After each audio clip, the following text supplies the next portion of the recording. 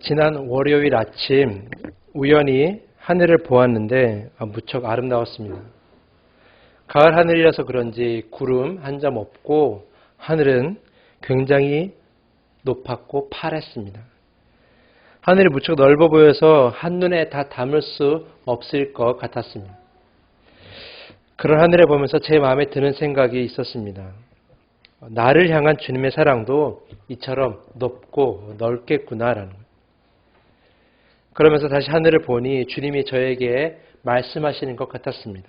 내가 너를 이만큼 사랑한단다 라고 말이죠. 짧은 순간이었지만 기쁘고 행복한 순간이었습니다. 우리는 신앙생활 가운데 이런 감동을 느낄 때가 있습니다. 성경을 읽다가 혹은 찬양을 하다가 설교를 듣다가 기도를 하다가 저처럼 평소에 무언가를 바라보다가 나를 향한 우리를 향한 주님의 사랑을 깨닫고 그에 감사하는 순간들을 많이 경험해 봅니다. 우리가 교회에 들어오면 보이는 저 십자가를 통해서 하나님은 우리에게 이야기하시죠. 내가 너를 이만큼 사랑한다. 그 십자가를 바라보며 그 사랑을 깨달으며 우리는 그 벅찬 사랑에 눈물 흘리고 또한 손뼉을 치며 기뻐하기도 합니다.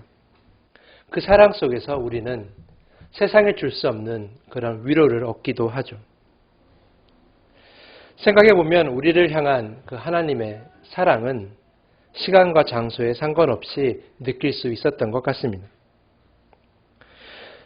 시편 121편의 저자도 이와 같이 느꼈는지 그도 이렇게 고백을 했었습니다. 여호와께서 너의 출입을 지금부터 영원까지 지키시리로다. 시편 기자는 주님의 눈이, 주님의 그 지키는 사랑이 우리 가운데 떠나지 않을 것이라는 걸 알고 있었죠. 24시간 365일 우리의 평생 그 사랑이 떠나지 않는다는 것을 깨닫고 있었습니다. 우리가 주님의 눈에서 멀어지는 순간이 없으니 그분의 사랑 또한 언제 어디서든지 느끼는 것은 당연한 겁니다. 그렇다면 늘 변함없이 언제나 같은 사랑에 기뻐하며 위로를 받는 우리가 주님을 향해서 사랑한다고 고백하는 것 또한 늘 이루어져야 하는 건 아닐까요? 예수께서 가르쳐주신 새 계명의 첫 번째가 마음을 다하고 목숨을 다하고 뜻을 다하여 하나님을 사랑하는 것입니다.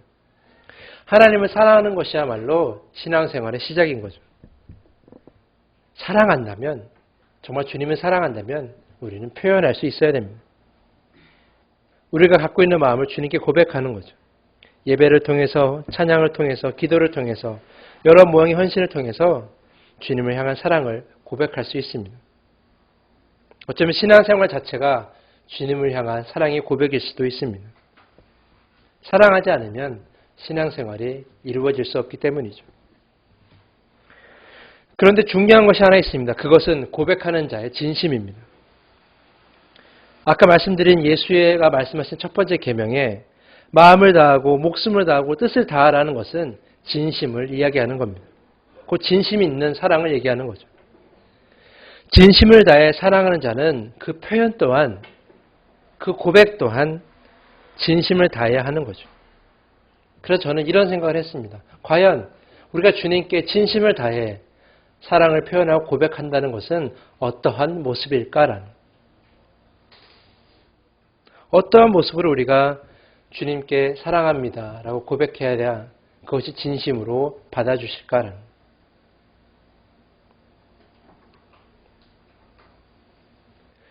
오늘 본문을 보면 한 여자가 등장합니다. 그 여자의 이름은 기록되어 있지 않습니다. 단지 37절 말씀에 보면 그 여인에 대해서 죄를 지은 한 여자라고만 기록되어 있을 뿐입니다. 죄를 지은 여자라는 표현은 그 당시 유대인들에게 일반적으로 창녀를 뜻합니다. 그 당시 사람들이 가장 싫어하는 성적인 죄를 짓고 있었던 여자였죠. 그래서 사람들이 그 여자를 혐오하고 사람으로 대하지 않았습니다. 근데 그런 그녀가 지금 예수님이 계신 곳에 온 거죠. 어느 바리새인의 집이었습니다. 예수는 그곳에서 다른 이들과 식사도 하고 이야기를 나누고 계셨습니다. 그녀는 예수의 발 앞에 섰습니다. 집주인 바리새인은 그녀가 사람들이 멀리하고 혐오스럽게 생각하는 죄인인 창녀라는 것을 알고 있었습니다. 그래서 그는 예수가 여자를 쫓아내줄 것이라 기대하고 있었습니다. 그런데 예수는 그러지 않았죠. 예수는 그녀의 눈물을 보았고 그 눈물이 예수의 발에 떨어지는 것도 보았습니다.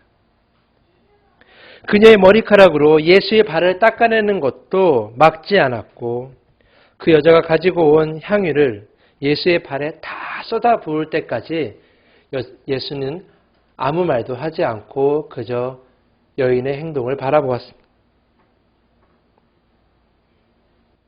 바리새인은 그 행동이 못마땅했습니다. 혐오스럽게 생각하는 여자가 자신의 집에 들어온 것조차 싫어했죠. 그런데 예수는 그런 바리새인의 마음을 알았는지 한 가지 예화를, 짧은 예화 하나를 이야기하십니다. 그 예화의 내용은 이렇습니다. 어느 한 사람에게 빚진 자가 두 사람이 있는데 한 사람은 50데나리온을 빚졌고 한 사람은 500데나리온을 빚진 거죠. 그 당시 한 데나리온이 하루 품삯이라고 하니까 500데나리온이면 꽤 큰 돈입니다. 그런데 그 두 사람이 다 갚을 길이 없는 거죠. 아마 가난했을 겁니다. 그러자 그 빚을 주는 자는 빚을 진 자들에게 이렇게 얘기합니다. 빚을 갚을 필요가 없다. 다 탕감해 준 거죠.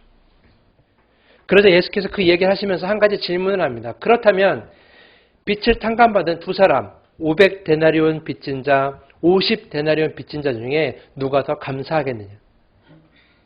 그러자 대답하는 거죠. 바리새인이. 당연히 500데나리온 빚진 자가 더 감사하겠죠. 그러면서 예수는 여자를 향해서 다시 이야기하는 거죠. 그리고 바리새인이 했던 행동과 비교하면서 그 여자의 행동에 대해서 이야기를 합니다. 너는 나에게 발을 씻어주지도 않았고 너는 나를 그렇게 잘 대접하지도 않았고 입 맞추지도 않았고 그러면서 이 여자는 나한테 그러했다. 이 예화를 통해서 우리는 예수가 이 여자가 이런 행동을 한 이유에 대해서 설명하려고 했다는 겁니다.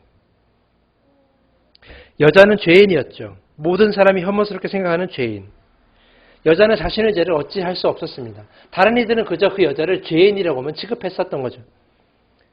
그런데 이 여자는 예수를 만난 거죠. 아마 이 말씀 있기 직전에 아마 예수는 다른 사람들에게 이야기를 전하고 있었을 겁니다. 말씀을 전했을 겁니다. 왜냐하면 그 당시 풍습에 보면 바리새인의 집이나 누구네 집에 모여서 그 음식을 나눴을 때 보통 어느 교회 그렇게 음식을 나누냐면 뭐 회당이나 혹은 다른 곳에서 성경이나 말씀을 가르쳤을 때 그리고 나서 어느 집에 모여서 음식을 나누고 다시 그 말씀에 대해서 깊이 있는 대화를 나누는 경우가 많았다는 거죠. 아마 바리새인의 집에 초대했다는 것은 아마 그러한 일이 그 전에 있었다는 것을 짐작할 수 있게 한다는 거죠. 그리고 그 여자가 그 죄인이었던 그 여자가 예수의 말씀을 우연치 않게 들었을 거라고 생각이 됩니다. 그 예수의 말씀을 듣고 예수가 선포하는 말씀에 그 여자는 굉장한 위로를 받게 되었다는 거죠. 자신이 지었던 그 죄가 다 용서받는 그러한 큰 위로와 기쁨을 얻었다라는 겁니다. 지난주에 설교에 말씀드렸던 사마리아 여인처럼 그 여인의 마음처럼 모든 것이 한순간에 바뀌는 그런 놀라운 경험을 하게 된 거죠. 예수의 비유에 나온 것처럼 큰 돈을 탕감받은 사람의 그 마음처럼 그녀의 마음도 굉장히 가벼워졌을 거라는 겁니다. 누구도 상상할 수 없었던 놀라운 구원의 순간을 그녀에게 일어난 겁니다. 여자의 그러한 벅찬 감동, 그 놀라운 기쁨은 예수를 향한 사랑으로 이어진 거죠. 예수를 사랑하게 되고 예수를 좋아하게 된 겁니다. 존경하게 된 거죠. 그래서 자신을 향해 쏟아지는 예수의 말씀을 통해 알게 된 자신에게 부어지는 그 놀라운 사랑에 화답하고자 감사의 마음, 사랑하는 마음을 표현하고자 했다는 겁니다. 그래서 그 표현, 사랑의 마음을 고백하기 위해서 그 여자는 지금 예수께 달려온 거죠. 이해할 수 없었던 행동, 그런 뜬금없는 행동을 예수께서 다 받아주신 이유는 예수께서 그녀의 그러한 마음을 알고 있었기 때문입니다. 그래서 비유로도 그렇게 설명하신 거죠. 이 여자가 지금 자신의 죄를 용서받고 구원받아서 큰 기쁨으로 나에게 지금 감사와 사랑의 고백을 하러 왔다라는 것. 흐뭇한 마음으로 아마 이 여자의 고백을 받아주셨을 겁니다. 그리고 48절과 50절에 보면 여자에 관해서 선언하시는 거죠. 너의 죄를 용서받았고 너는 믿음으로 구원받았고 그리고 평안을 얻었다라는 거예요. 죄인으로 취급받고 사람 대접받지 못했던 그 여자에게는 엄청난 선물이었습니다. 그런데 우리가 여기서 유심히 살펴봐야 될 것이 있습니다. 그것은 무엇이냐? 이 여자가 지금 예수께 온 때라는 거죠. 여자는 지금 바리새인의 집을 방문하였습니다. 그런데 그 당시 바리새인은 매우 보수적인 사람이었죠. 죄인인 여자가 자기 집에 들어오는 것을 반기할 리가 없습니다. 말씀에 나와 있는 것처럼 싫어했습니다. 물론 여자도 그런 생각을 했겠죠. 내가 지금 바리새인의 집에 가면 환영받지 못할 거라는 거 다 알고 있었습니다. 그리고 거기에는 예수와 바리새인 외에 수많은 사람들이 있었죠. 자신을 혐오스럽게 생각하는 사람들이 있는 그곳에 간다는 것은 굉장히 어려운 일이었습니다. 그런데 굳이 왜 그때 여자는 예수께 갔을까요? 예수께서 바리새인의 집을 나오기를 기다릴 수도 있었습니다. 혹은 예수께서 사람들과 다 떨어지고 나서 혼자 혹은 많은 사람과 있지 않을 때 찾아갈 수도 있었습니다. 그런데 왜 굳이 많은 사람이 있고 바리새인이 있는 그 집에 왜 그 여자는 들어갔을까요? 그 여자에게는 그 모든 환경들이나 모든 상황들이 중요하지 않았던 거죠.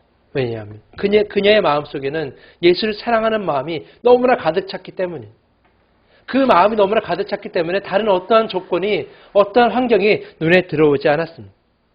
그녀는 다른 사람이 다 떠나기를 예수가 바리새인의 집에 나오기를 기다릴 수 없었습니다. 집에 가만히 앉아서 그 순간에 기다릴 수가 없었던 거죠. 왜? 그녀의 마음은 너무나 벅찬 사랑으로 가득 차 있었기 때문에. 그녀는 기다리지 않고 그 마음을 가득 찬 그 새로 바로 그 예수에게 달려갔던 거죠. 또한 그 여자가 가져온 향유가 담긴 옥합을 보면 알 수 있는 것이 하나 있는데요. 향유는 고가의 물품이긴 하지만 정결한 물품은 아니었습니다. 아까 말씀드린 대로 그 여자가 창녀였고 향유는 그 직업에 필요한 물건이었죠. 그 당시 사람들이 몸에 많은 좋은 냄새가 나진 않았죠. 잘 씻지도 못하고 더운 지방이었고 그러다 보니까 향유를 통해서 다른 사람을 유혹하거나 다른 사람에게 좋은 그런 기분을 내게 하는 것을 위해서 향유를 많이 뿌렸다고 합니다. 그다음 창녀도 마찬가지죠. 자기의 직업을 위해서는 향유를 몸에 부어야 했죠. 그래서 그 창녀는 향유를 가지고 다녔습니다. 그리고 그렇게 부정하게 번 돈으로 산 향유였죠. 그 당시 사람들은 부정하게 번 돈으로 산 것은 부정하다고 생각했습니다. 창녀도 마찬가지였겠죠. 이 부정한 향유, 부정한 물건이라 생각했겠죠. 그런데 그 물건은 지금 예수께 붓고 있는 거죠. 이것이 값비싸다고 볼 것이 아니라 사실 그렇게 부을 수 있었다는 것은 무슨 의미냐. 지금 이 창녀는 예수의 말씀을 듣고 내가 예수를 위해서 뭘 사서 드려야지, 무슨 선물을 드려야지 고민할 겨를이 없었다는 거죠. 그가 지금 있는 이 순간 그냥 그대로 예수께 달려간 겁니다. 무엇을 사고 무엇을 감사의 말을 표현해야 될까 고민하지 않았다라는 거죠. 지금 자신이 가지고 있는 것, 그것이 향유밖에 없으니까 그것을 그냥 가지고 가서 예수의 발 앞에 부은 겁니다. 그 여자에게는 내가 지금 예수에게 어떻게 고백해야 될까? 예수를 어떤 모습으로 만나야 될까? 예수를 언제 찾아가야 될까? 그러한 생각들은 문제가 없었다는 겁니다. 단지 하나가 있었죠. 내가 지금 내 마음속에 예수를 향한 사랑이 가득 차 있구나. 내가 지금 예수를 향해서 사랑의 고백을 해야 되겠구나라는. 그래서 그녀는 있는 모습 그대로 예수를 찾아가게 된 겁니다. 자신의 직업, 자신의 모습, 그 모든 것을 생각하지 않았습니다. 이러한 것을 봤을 때 지금 이 여자의 고백은 한마디로 이렇게 표현할 수 있습니다. 여자의 예수를 향한 사랑의 고백은 즉각적이었다라는 거죠. 미루지 않았습니다. 절대 나중에 해야지, 나중에 예수님 만나고 고백해야지 그러지 않았습니다. 그렇게 만들지 못했습니다. 왜냐하면 그녀의 마음속에는 예수의 사랑에 가득 찼고 그것이 진심이었기 때문에 미룰 수가 없었던 거죠. 여러분이 사랑을 해보셨습니까? 만약 여러분이 고백을 해본 경험이 있으십니까? 여러분 마음속에 누군가를 사랑하고 누군가를 좋아하는 마음이 생긴다면, 만약 그랬다면 여러분 다 아실 겁니다. 그 마음을 그냥 가지고 있을 수 없다라는 거예요. 사랑하는 마음이 생기면 그 마음을 고백하고 싶어 합니다. 고백하고 싶어서 막 참지 못하죠. 그래서 겉으로 뭐 잘해주거나 혹은 간접적으로 표현한다거나 자꾸 표현하려고 하는 거죠. 왜냐하면 사랑하는 마음이 있으면 표현하려는 그런 욕구가 자동적으로 생기기 마련입니다. 이 여자도 마찬가지였던 거죠. 자신의 구원과 자신의 큰 기쁨 가운데 예수를 향한 사랑이 너무나 가득했기 때문에 당장 고백하지 않으면 안 됐다라는 거죠. 미루지 않았고 절대로 가만두지 않았습니다. 당장 지금 내 모습 있는 그대로 예수를 찾아갔던 거죠. 그 모습이야말로 바로 진심 어린 고백의 모습이라고 할 수 있습니다. 그 여자가 진심으로 예수를 사랑했기 때문에 그렇게 즉각적인 고백을 할 수 있었다라는 거죠.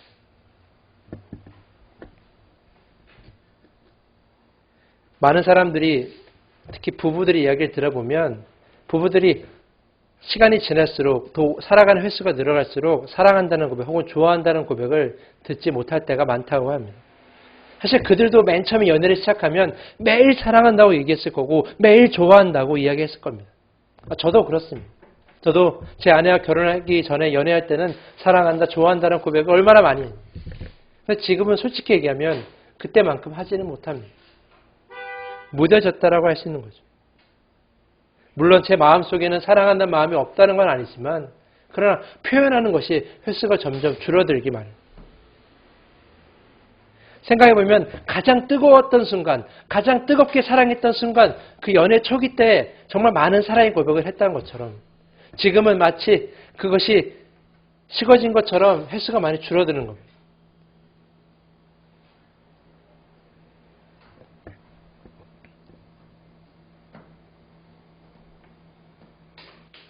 사랑하는 성도 여러분, 저는 지금 우리가의 모습도 한번 살펴볼 필요가 있다고 생각합니다. 진정 우리가 예수를 사랑한다면 우리가 어떤 모습으로 고백을 해야 되냐라는 거죠. 우리는 아까 말씀드린 대로 예배를 통해서 그 예배 가운데 찬양이나 기도나 설교를 통해서 혹은 그 여러 가지 예배 안의 순서를 통해서 주님께 사랑한다고 고백을 합니다. 직접적인 표현은 아니지만 예물을 통해서 주님을 향한 사랑을 고백하기도 하고요. 식당 봉사나 교회학교 교사, 성가대원, 안내위원, 주차위원 같은 걸 통해서 여러 가지 그런 모습으로 주님께 사랑한다고 고백을 하기도 합니다. 교회 안에서는 그것이 가능하지만 가장 큰 문제는 무엇이냐? 바로 교회를 벗어나면 그 모습들이 달라진다는 거죠. 감사와 사랑이 담긴 찬양을 부른다거나 혹은 마음의 고백을 담은 기도를 드리는 때가 많지 않다라는 거죠. 왜? 우리는 얘기하죠. 세상 사는 것이 너무나 바쁘고 힘듭니다. 우리가 예수님 말고 사랑해야 될 것이 너무나 많이 있습니다. 돈을 사랑해야 되고요. 권력을 사랑해야 되고요. 명예를 사랑해야 되고요. 나의 욕심을 사랑해야 되고요. 나의 욕구를 사랑해야 되고요. 나의 꿈을 사랑해야 되고요. 너무나 사랑해야 될 것이 너무나 많아서 주님의 사랑을 느끼거나 주님의 사랑에 화답하여 주님 사랑대로 고백하는 것이 쉽지 않습니다라고 생각할 수 있습니다. 또 어떤 이는 이렇게 얘기하죠. 내가 이번 주 주일날 주일 가서 열심히 고백하겠습니다. 내가 이번 주 주일에 교회 가서 열심히 하나님께 찬양으로 헌신으로 주님 사랑의 고백을 하겠습니다. 라고 이야기합니다. 지금 내가 너무 먹고 살기 바쁘고 시간이 없고 주님 생각할 겨를이 없는데 어떻게 주님을 사랑한다는 고백을 늘 하며 살 수 있겠습니까? 저에게 해결해야 할 문제들이 너무나 많이 있습니다. 생각해야 할 것들이 너무나 많이 있습니다. 주님께 감사할 시간이, 주님께 사랑한다고 이야기할 시간이 참 부족합니다. 이해해 주십시오. 라고 이야기할 수 있을 것입니다. 하지만 여러분께 간절히 부탁하고 싶은 것은 사랑의 고백은 미루면 나중에 후회하기 마련입니다. 시간이 많거나 충분하지 않다라는 거죠. 만약 여러분이 그 마음의 고백을, 주님을 향한 사랑의 고백을 미루려고 생각한다면 그것은 진심이 아닌 거죠. 정말 진심으로 사랑하고 진심으로 그 사랑에 기뻐하고 있다면 그 화답을, 그 고백을 절대 미루지 않는 거죠.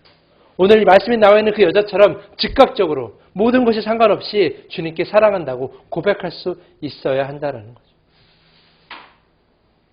여러분이 미루다가 나중에 정말 여러분의 삶이 예수께 점점 멀어지다 보면 그때가 영영 오지 않을 수도 있다라는 거예요.